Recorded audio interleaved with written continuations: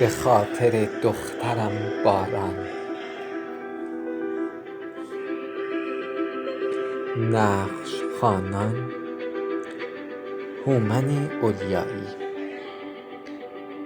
سارا عبدی منفرد.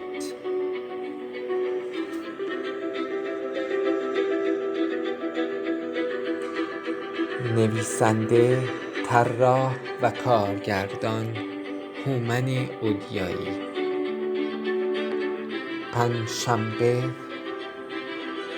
23